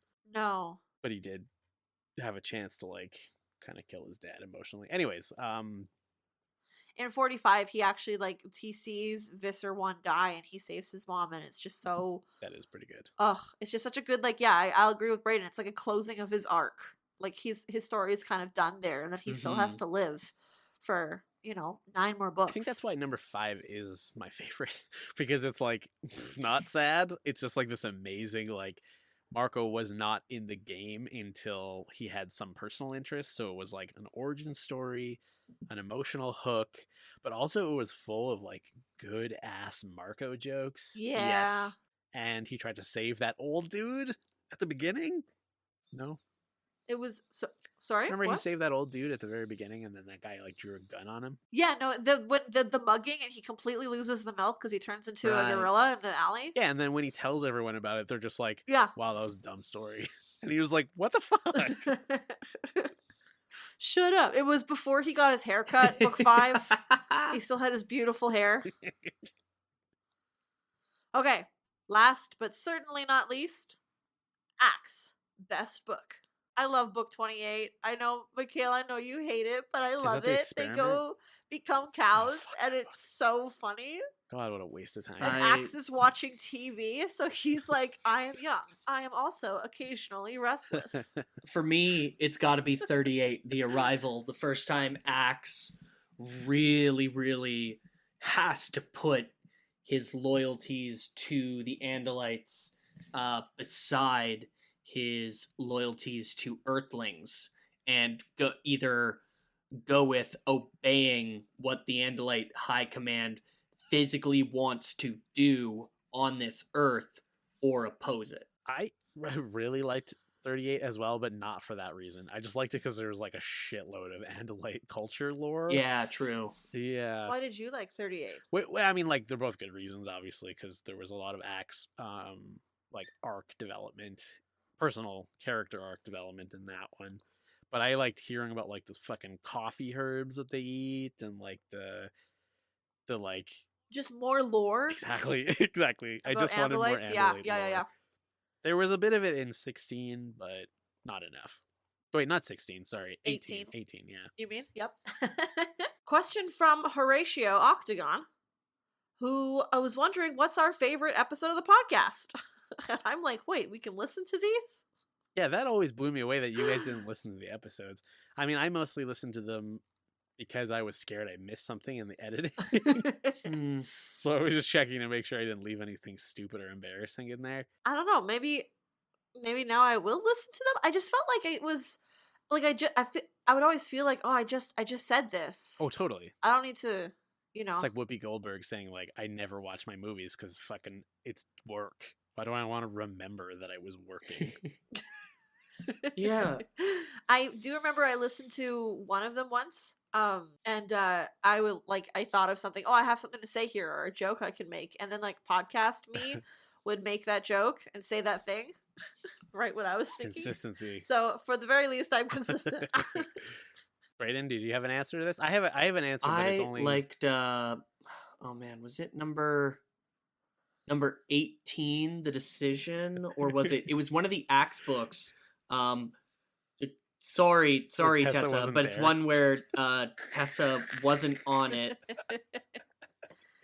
it was 18. No. It was where me and Mikael just got to shoot the shit about Andalite tail martial That was arts. 18. Yeah, book It was 18. good. It was a good episode. I really liked book 5. Not just because it was a good book, but because I think we were starting to like get into a groove a little bit more. Like we were all getting more comfortable with talking to each other on a recording. Yeah. And also it reminded me that I like made a slip up, like a accidentally racist joke. And it was the first time that there was something that I was like, oh, I'm going to cut that out. And then Brayden specifically referenced it like 15 more times so that it was and in critical parts of his monologues. So it was impossible for me to cut it out. So I just had to leave it in. And in the end, I thought it was funny in hindsight, but it was like, at the time, I was like so frustrated. We're gonna get canceled. Oh dear. Yeah, I don't know. I'll probably go back and listen to Yeah. it now that I'm not recording it every week, or you know, because when you're in it, you're living it. It's like, I don't know. It'd be like watching the episodes of reality TV immediately after you've already like had that day in your life. Yeah, totally. Because the podcast is edited as heavily as a reality TV show episode. Everybody knew that, right? We take out so many hardcore. We censor ourselves quite a bit. We go hard in the paint on our debaucherous, involved, mostly anal sex lives. I mean, there are literally hours of bloopers episodes. Like, and that's just the stuff that was funny enough to keep. There was so much other stuff that I had to just throw out because it was like unintelligible, basically. That kind of dovetails into a question from a self-called L who wants to know what it was like running a niche podcast for years on end. It's fun. I'd never made a podcast before, and I don't think you guys had either, right? No. No, this is Yeah. kind of like our first getting our beaks wet. Because the origin story is literally just like we were watching TV and you said something, Tessa, about Animorphs, and I said, oh yeah, I love Animorphs. And Braden said, well, I never read it, but you keep talking about it. And at which point we realized, like, hey, we're a pretty good demographic to like all talk about this together. Mm-hmm. Yeah. And then like maybe a month, not even a month later, we recorded the pilot for episode 1, which was pretty choppy and like I didn't know a whole lot about recording yet either. But once we kind of got into the groove, I say by like episode 6, like book 6 or 7, it was like, oh, okay, now I can forget about worrying about how to like edit and publish this stuff, and I can do the other side of it, which was like the memes and the talking to people about things, because by then we were starting to get people actually responding to us, and that part was the most fun, I think. Which the work sucks. I mean, like, Tessa, you edit now, but I edited before, and it's like editing just like it's not fun, and it kind of drives funny things into the ground. Editing sucks. Editing audio specifically sucks. Like, I've edited video before, and I vastly prefer because you have something to look at. But, like, okay, very seriously, if you're thinking of starting a podcast and you're a person who wants to, like, you like to listen to music while you work or have a TV show on in the background just because it helps you focus, that's almost impossible to do while you're editing podcast. You can't.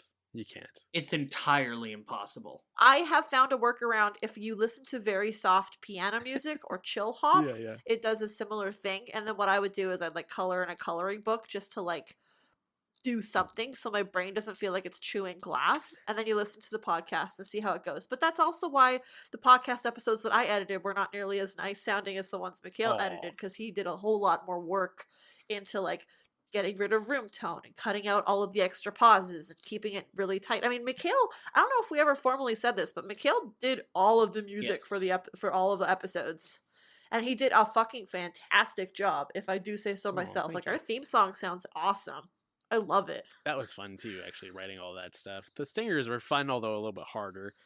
But I mean, as far as the question itself goes, like running specifically a niche podcast, I think it was more fun because I've listened to and have seen many podcasts that are very like broad in scope, or the audience is huge, like Serial or like This American Life, that kind of thing. The audience is massive, right? So the people who are making it are not going online and being like, "What'd you think about this one episode or this one joke at this one part?"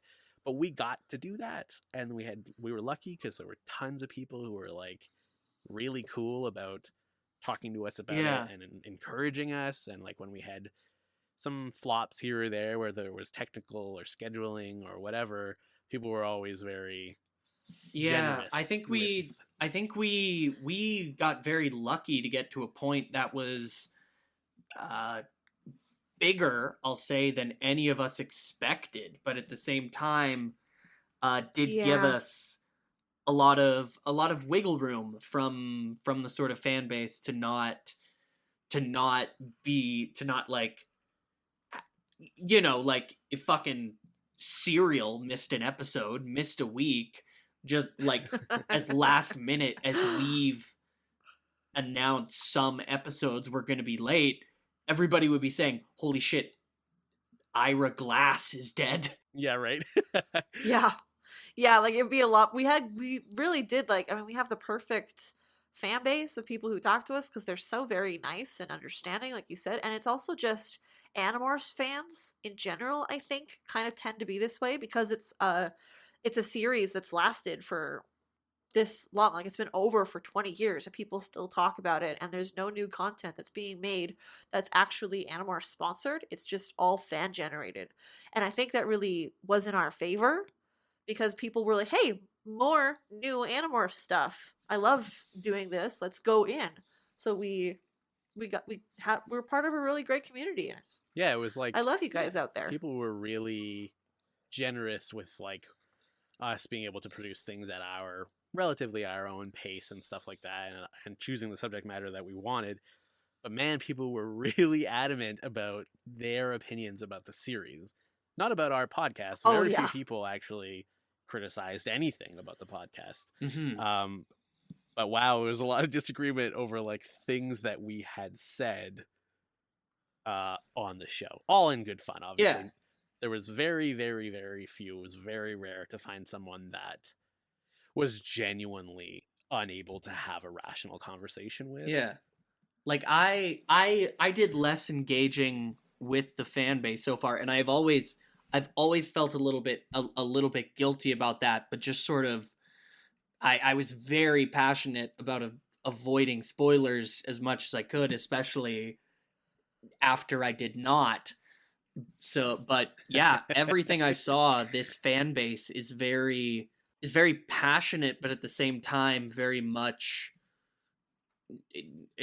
passionate, but at the same time, very, very, very regulated. Like everyone is passionate about something that is fun. They are here because they want to have fun. And so it's not a fandom that gets weird. Like you hear a lot of nightmares in fandom. Like, I think that's really also about the size, just because once groups get to be larger, like 1% of 1,000 fans is not very large, but 1% of 100,000 fans is a huge number.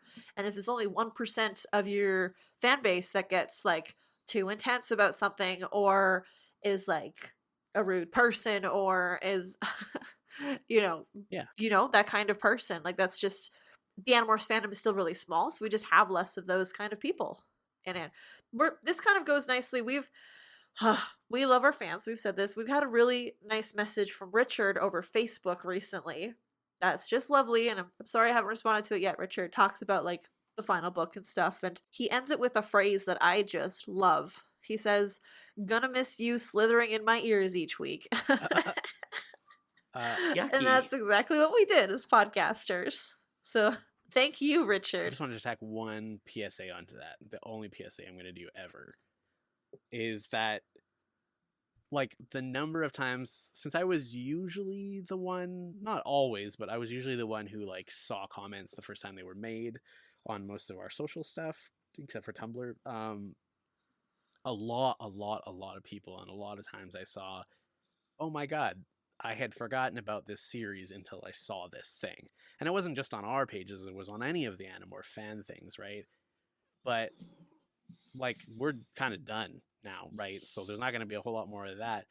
But that means that person might continue on in the fandom, and the bigger that gets, and the more time and more opportunities people have to come back to it, the more the marketing people over at Scholastic are like, oh, maybe if we made a Power Rangers movie, maybe we could make an Animorphs series. Or anything, really, just like more books even. I wouldn't even care. Anything like that. And that goes into the audiobooks thing before. We mentioned it a couple times now, but like they're only going to make so many Animorphs audiobooks, and if they don't do well, they won't make the whole series, just like what happened with the reboot in the early 2000s. So, we want to show them. They want to show those motherfuckers that there's people here who love Animorphs. Buy them. Do it. Buy them. Do it. Go out there and find Michael Grant and Catherine Applegate's house and offer to purchase any copies of the book they have. We have a question here from Raya Wamby. Which character did you think had the strongest arc in the series, or the weakest arc? I think Jake's arc is really lovely in a very tragic way. But I don't know if I really liked him. I don't know if I could call it strong necessarily, because I did not like him as a narrator, because his whole thing was, I'm going to stuff it down deep inside of me, and then one day I'll die. Stuff it. And like, when he's the narrator, he's kind of in denial, or at least not thinking about those parts as much. Like, he is a little bit, but not all of the time. And so they're kind of boring. Or they're just the mutation, where it's like, this is a really stupid book. What did you guys think had a really strong arc? Mikael, would you like to go first? I thought about this a lot, actually, because I was kind of like, I was leaning towards Marco because A, I like Marco, and B, I thought like he had a lot going on just on a tangible narrative level. Mm-hmm. But the more I thought about it, the more I realized it was kind of just one thing, and also he didn't really change. Like, he got what he wanted. No, yeah. But as a person, there was no real redemption. He just became the person he was kind of on the way to being, and got what he wanted because of it. Yeah. But I was thinking about it, and I didn't really put much thought into it as we were reading them. But looking back, I feel like Axe might have had the strongest arc. Strongest in the sense that he had the most, like, both emotional... He had the most classic, like, almost the most classic hero's journey. Yeah, he had... Yeah, like, he, like, actually changed in terms of a character arc. He went from... It was like the story of the outsider, right? Like, he was there, he had absolutely no loyalty to these people, but he learned to love them over time. And so, like, his emotional arc is awesome, because he gets lots of chances to be tested, and he fails at times, but he also succeeds in the end. But then also, like, just like Marco, he has a lot of tangible things that he overcomes. And we don't talk about it, but he does a really insanely good job. Like, nobody saw him for fucking years. Yeah. That's insane. He was alone for years. That's a win in my book. But also just like in the books that he narrates, especially when he talks about how, like, having to swallow the fact that you, I don't know if serve is the right word, but like, you have to trust people that aren't like you. Like, that's a big thing. That's not a small thing. But anyways, it's hard. I think a lot of them have good arcs. I feel like Jake, like you said, Tessa, is like, it's foreshadowed so early, and it's definitely the one that they follow through the most on, especially to the very end. Yeah. However, because it was foreshadowed so much, when it happens, you're not like, oh, wow, so insane. It's more just like, yeah, that's fucking sad.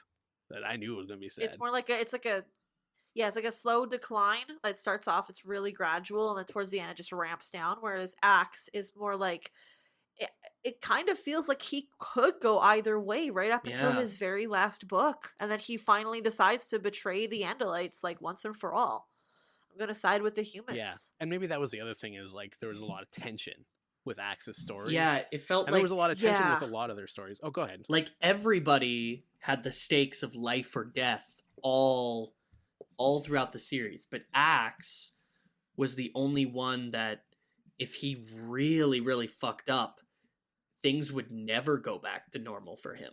Like everybody else's goal was win this war, maybe pretend it never even happened, and then we can just like chill at the mall and go to school. But Axe, there was never, if this war changed him too much, there was no way he could go home the same person he was. That was never even his goal. Yeah. He'd watched like he didn't even get to be there to have a chance to save his brother. He just one day 5 strangers came onto the crashed ship he had to hang out in and just told him, sorry man, your brother's dead. Yeah, it's huge. Yeah. It's huge. It's definitely the most, well, I don't know, that's subjective, I think, but like the most things and the most gravity to those things was Axe's burden compared to the others. Yeah. And I mean, I think in terms of like character arcs, like in terms of like we said before, the hero's journey, that would be Axe. That'd be what he went on. Mhm. I mean, I know Tobias literally got stuck as a bird, but he was trying to fend for himself in the first place. You know, when he was shuttled between aunt and uncle, didn't really change that much. I also think like it's like they're all good. Like I think there is a They're all strongest and a good. weakest, but I don't think any Mhm. of them are bad. Yeah, you're totally right. So we put out a call on Facebook and Twitter for y'all to put your questions in for us. We didn't really name people, but a lot of you asked, like, what'd you think of the ending? What'd you think about this part or that part? What books are essential? We've kind of talked about all of that. We do want to give some shout outs to our beautiful followers on Facebook and Twitter. We love you for being in the Phantom Mail, for poking, like, tagging Yeah. us in this or that meme, which, speaking of meme, thank you for the the thing on Twitter that we saw of the somebody edited the cover, like the VHS cover of an episode, the first 2 episodes of the Animorphs TV show, to be like, this boy Billy was cursed by God to turn into a dog That and was eat dog shit. Beautiful. And it's just like the wildest little But shit post. yeah, I we love just it. wanted to give some little shout outs to some of the fans that some who were never patrons but always engaged with the fandom and our fans in particular in a way that really made us feel good, like fucking kings. So we just wanted to say thank you to those people, starting with, y'all know it's gotta be Movie Polls at Movie Polls on Twitter. Movie Polls is the best fan that a person can really ask for, because every week you were there talking to us about the episode, talking to us about like asking questions or like giving me facts if there's something that I misremembered, which I loved just. And he did that for all of the podcasts. Like he, listened to all of us wherever we were. If we were doing a guest spot on this or that episode, if we had a guest, like remember that teacher that came in to talk to us? Pedro. Yeah. Yeah. He was awesome. Shout out to Pedro. Shout out to Pedro. You were so cool. Lego Rats, been following you back for a while. We always appreciated a meme share or an episode like.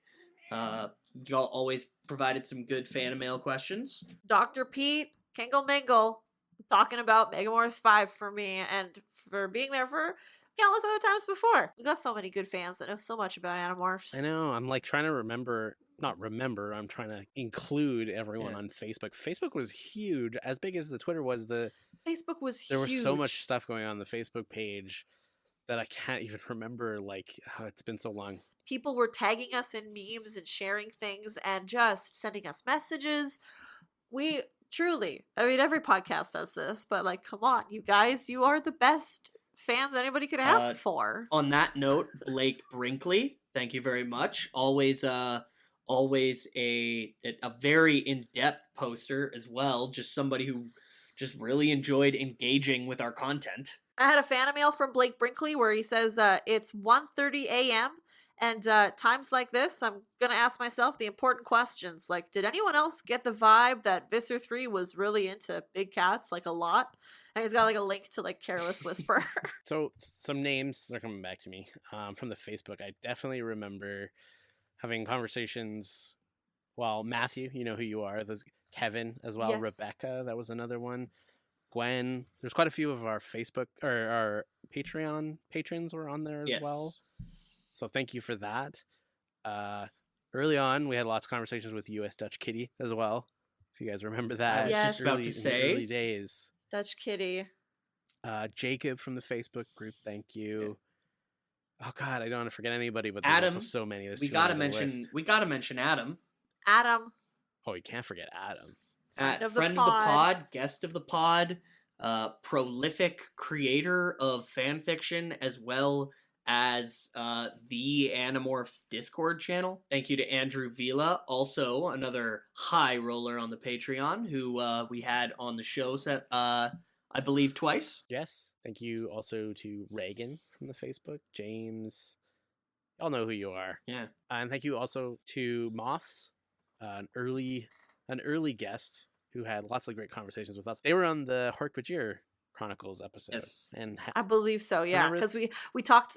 And they had that. Like, I remember the reading. Yeah, the reading of the anthropological text with the lovely atmospheric music in the background. That was great, actually. That was great. I remember that. Thank you, all of you, everyone who is listening to this.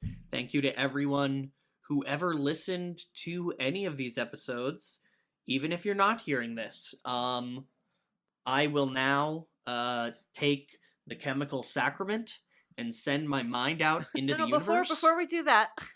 Right, sorry. Before we do that, we do have one last big question. Some people have been asking. Are you going to do Everworld Remnants Gone after this? And also, what are we going to do after this? Guys? I guess we're not sure yet. We've talked about maybe doing the Gone series or Remnants or Everworld. I read the first book of Remnants, maybe the first two of Everworld as a kid, but I never got into them as much as I got into Animorphs. Yeah, we haven't really decided what we're gonna do right yet. So as of now, we're not quite doing anything. Yeah, and I'm just a guest at this point, so the questions were directed at you guys, I think. Fair. We've got all of our own personal Twitters. You can follow us there if we're going to be doing any kind of, like, if we have any new project, we'll be sure to announce it. I do, however, want to make some more Animorphs memes. Mm-hmm. Mikael was the Animorphs meme machine during the run of the podcast, but yeah. I've been wanting to take up that flag for a while now. Expect to see a lot more of those now that we don't also have to read books and do the podcast. To that point. Also to that point, if anyone, I lost my master directory of all the memes during a unfortunate hard drive crash. So if anyone has the time or already has a collection folder going on somewhere, let me know, because I'd love to get all those in one place and make like an album out of it. Mm-hmm. Not a real life album. Just print it out and show it. Yeah. Show it to. No, like this is when Grandpappy was on a Animorphs podcast. Yeah, Mikael is having a fun. Mikael's house is on fire. He runs to a bookshelf. There's a big book of baby pictures. He grabs it, throws it on the floor because behind it is the Animorphs memes. I'm not kidding when I say, like, I will sometimes go back, not on purpose, but we'll just stumble across one of them, and it's like I'll chuckle to myself. I still think I'm the funniest person in the world. One of my favorites was one of the first ones you did, where it's a guy at a urinal and another guy comes in and stands right next to him and goes, "Have you heard about the sharing?" All right. But yeah. If you want to take a look at those memes, we've still got the Yeah. Twitter. The Twitter is going to be active. We'll be on there. We've still got Tumblr. We've got Instagram. Instagram might not be as active because, like, who uses Instagram anymore? Other than that time I posted the same story 3 times in a row. We've got Facebook. We'll be posting memes there. We'll be active in our own personal spaces. Yeah. There.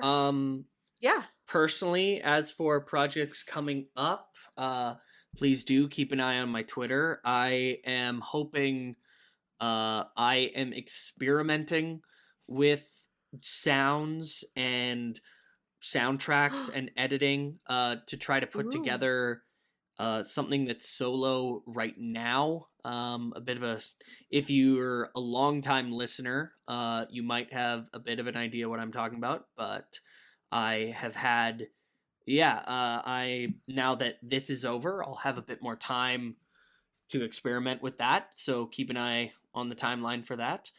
Remember to subscribe on iTunes to whatever we're doing. And to this podcast for nostalgia's sake, sure. For nostalgia's Yeah. sake, yeah. I guess I will briefly say I have some personal projects of mine. I'm doing like some D&D writing if you play role-playing games or you post things to the DM's Guild. So yeah, I'll be tweeting about that. And Mikael, I'm gonna be any more dogs you're gonna adopt? No, after this, I'm gonna continue to just live in a hole and go to work and come home every day. We should still get together and get drunk and just talk about one of the episodes of the TV show and record it. That would be fun. Yeah, we did. Yeah, we did the whole thing. Just for us. Just one of the ones we've already watched, but just get so wasted out of our minds. It's like we're Just seeing it for the first completely time all over. Off our faces. Or what if we did like, Yes. have you guys ever seen? Well, I guess it's like the same thing as a DVD commentary where we just listen to an episode, but then talk over it, commenting on the episode itself. Yeah, there we go. They do this for like a DVD commentary. There's a project, yeah.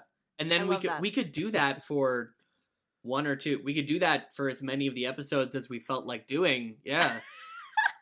And then we could We're not going to make any promises yet. Though. we could start a YouTube channel Let's that's not just watch like the kids whole- react to Dork-Bajir. Oh my god. we find the 2 or 3 children in our lives who trust and love us and have them react to our podcast.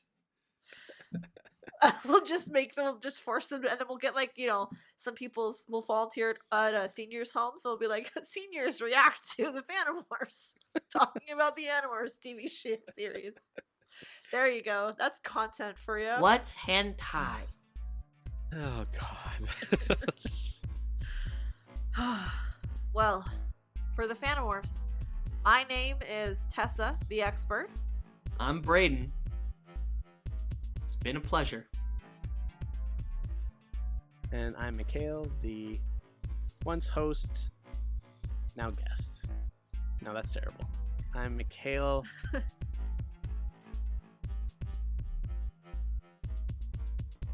can't think of anything. You're Mikael. You were the host in the invasion, and now you're back at the beginning. Ooh. Hey, that's pretty good. We'll just splice that Now in. you have to say it. Just edit your audio to make it sound like my voice. Okay, yeah, sure, I can do that. This has been Animorphs, the Dork-Bajir Chronicles. This has been Animorphs, the Dork-Bajir Chronicles.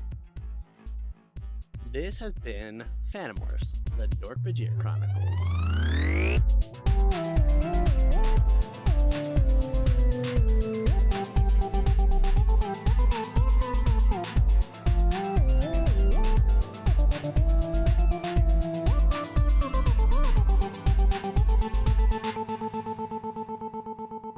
One last time. Wait,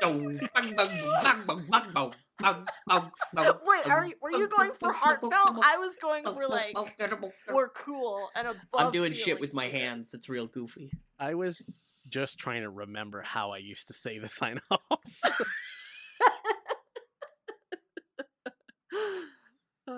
What a All right. journey. Yeah. Wow.